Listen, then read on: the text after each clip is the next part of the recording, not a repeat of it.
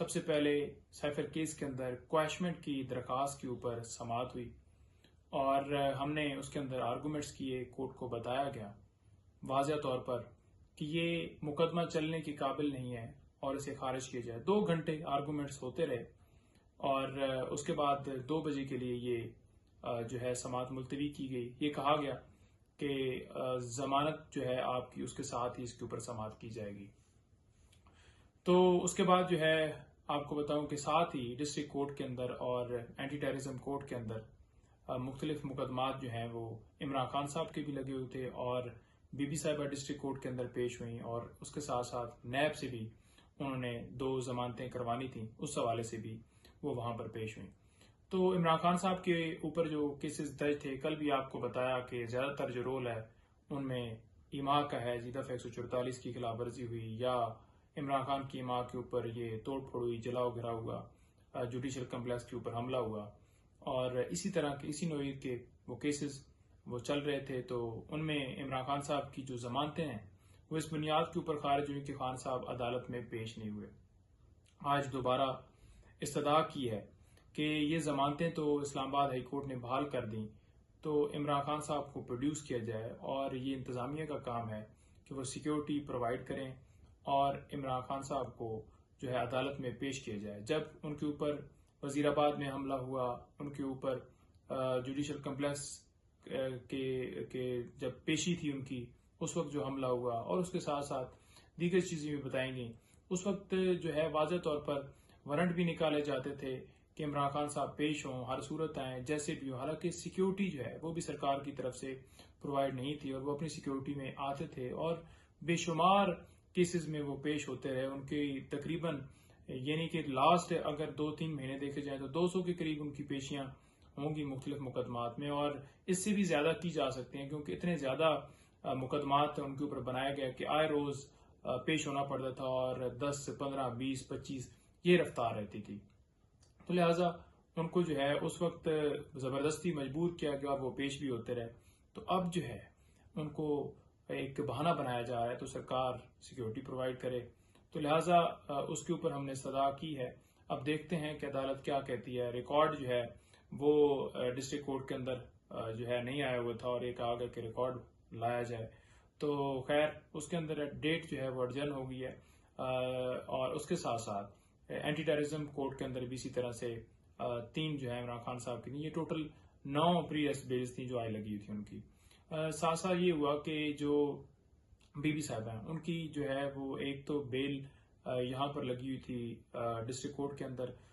Toshakhana case के अंदर jelly रसीदों के हवाले से एक FIR बोगस दर्ज हुई। आप ये देख लें कि तोशाखाना की कितनी प्रोसीडिंग चल रही है। एक नैब के अंदर है जी, एक वो इलेक्शन कमीशन ने जो है वो जो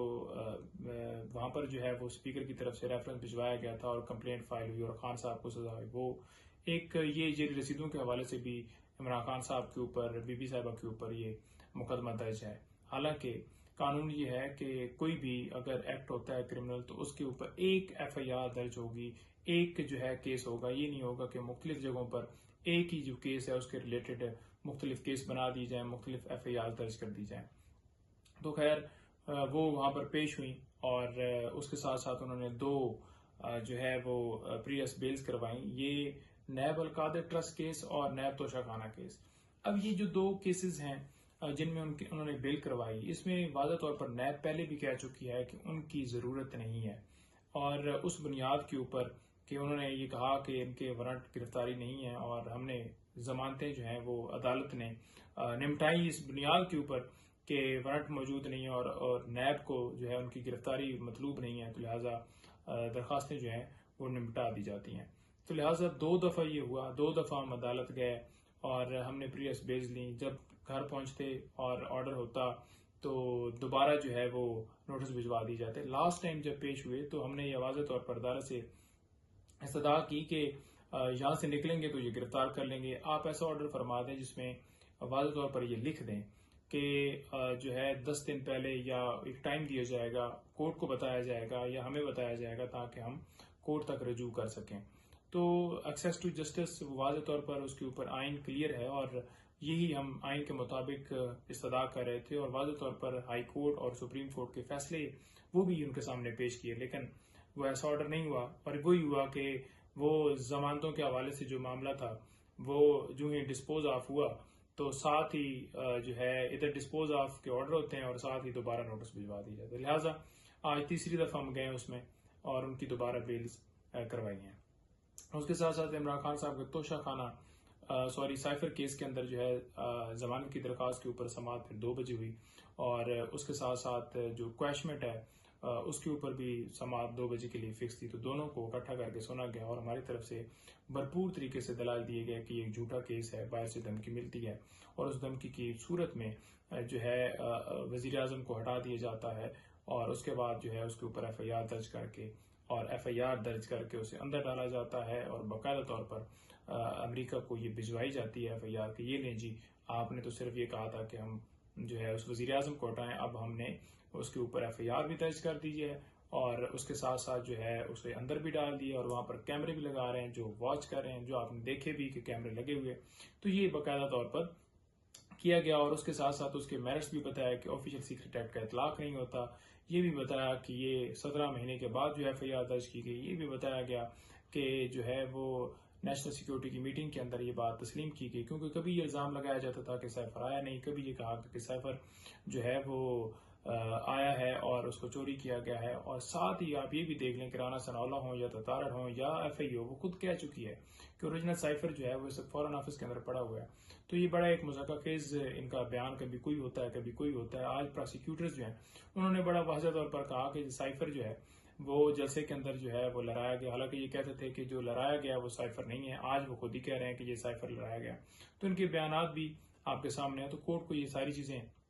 बाकायदा तौर पर बताई गई और उसके साथ साथ ये कहा गया कि ये जो FIR दर्ज हुई है उसके बाद ऑफिशियल सीक्रेट एक्ट के अंदर तरामीम की गई हैं और जिस वक्त ये वकूआ हुआ या जिस वक्त का ये जुर्म बनाते हैं उस वक्त जो है वो रिटेंशन के हवाले से, यानी कि साइफर को चोरी करने के हवाले से वो जुर्म जो है उस वक्त नहीं था और बाद में इस नए ऑफिशियल सीक्रेट एक्ट के तहत ही चलाया जा रहा है। और ऑफिशियल सीक्रेट एक्ट जो तरामीम की गई हैं उनको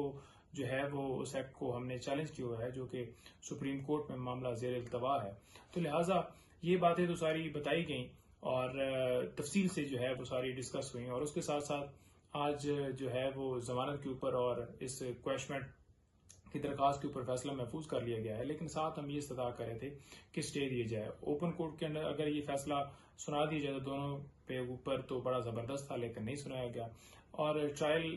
को रोकने के हवाले से हमने इस्तदा की, क्योंकि कल जो है वो फर्द जुर्म के लिए ये डेट फिक्स है। तो अब फर्द जुर्म जो है वो वहां से लग जाएगा, स्टे हो नहीं रहा। तो हम यही खदशा जाहिर कर रहे थे अदालत के सामने कि लास्ट डेट के ऊपर भी हम जब पेश हुए तो अदालत ने ये कहा कि ठीक है जी, आपने कॉपियां वसूल नहीं की, क्योंकि अदालत ये चाहती थी कि हम कॉपियां वसूल करें। तो कॉपियां वसूल नहीं की तो उन्होंने कह दी कि ठीक है जी नहीं की। लेकिन जब ऑर्डर देखा तो उसके अंदर लिखा हुआ था कि इन्होंने कॉपियां ले ली और अगली डेट के ऊपर ये तस्वर किया जाएगा कि इन्होंने साइन क्योंकि इस दफा नहीं किए, तो ये तस्वर किया जाएगा कि साइन इन्होंने कर दिए हैं और साथ इनके ऊपर फर्द जुर्म लगाया जाएगा।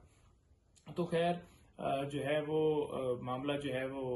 वहां पर ये बताया गया सारा। और साथ साथ आपको ये बताऊं कि स्टे तो आज ओपनली हमें मिला नहीं, लेकिन जो ट्रायल जो है वो कोर्ट, जैसे आपको पता है अदालत जो है शिफ्ट की गई वहां पर अडयाला जेल के अंदर या पहले अटक जेल के अंदर, तो उसको बेसिकली हमने चैलेंज किया हुआ था। तो आज अदालत ने बड़ा उसके अंदर जो फैसला दिया है वो देख के वो बड़ी अजीब एक हंसी आती है कि ये किस तरह से मुल्क के अंदर जो है इंसाफ के तकाजे पूरे किए जा रहे हैं। कि एक तरफ हम ये कह रहे हैं कि जो नोटिफिकेशन किया गया उसको कलअदम करा दिया जाए और अदालत ये उसके अंदर जो है ऑब्जर्वेशन दे रही है कि कोई किसी तरह से हमें बदनीति नजर नहीं आती सरकार की तरफ से, क्योंकि सिक्योरिटी के खदशात तो ये खुद कहते थे। हम तो ये कहते थे सिक्योरिटी के खदशात हैं, लेकिन हमें क्यों फिर मजबूर किया गया? फिर जमान पार्क के अंदर अदालत लगाई जाती है, क्या अदालत शिफ्ट की गई? तो अब क्यों की जा रही है जब उस वक्त हमें सिक्योरिटी भी नहीं दी गई और हम अपनी सिक्योरिटी लेकर हर रोज हाई कोर्ट में, डिस्ट्रिक्ट कोर्ट में, जो यानी कि जो जुडिशियल कम्प्लेक्स है वहां पर और लाहौर और हर जगह पर पेश होते रहे। तो फिर ये तो जो है वो यूं समझ लें कि सरकार को जो है आप इस फैसले के जरिए उनको एंडोर्स कर रहे हैं और उनकी जो है वो उनकी तस्दीक कर रहे हैं कि ठीक है जी हम भी आपके साथ हैं। तो लिहाजा अगर ये फैसला ही यही देना था तो ये पहले दे दिया जाता था कि हम इस्लामाबाद हाई कोर्ट से जो है जो फैसला होता हम ऊपर लेकर जाते, उसे चैलेंज करते हमें वो जो है लेट फैसला देकर और हमें इंसाफ ना देकर जो हमारा हक है और खान साहब को पेश ना करके, यानी कि इस डर किस चीज का है, क्यों इतनी जो है उसी के तरीके से कार्रवाई चला जाए, फिर फैसला वैसे ही हाथ में लिख के दे दी जाए। डर सिर्फ एक है कि इमरान खान साहब बाहर आएंगे, उनकी तस्वीर जो है वो वायरल होगी, उस तस्वीर से डरते हैं।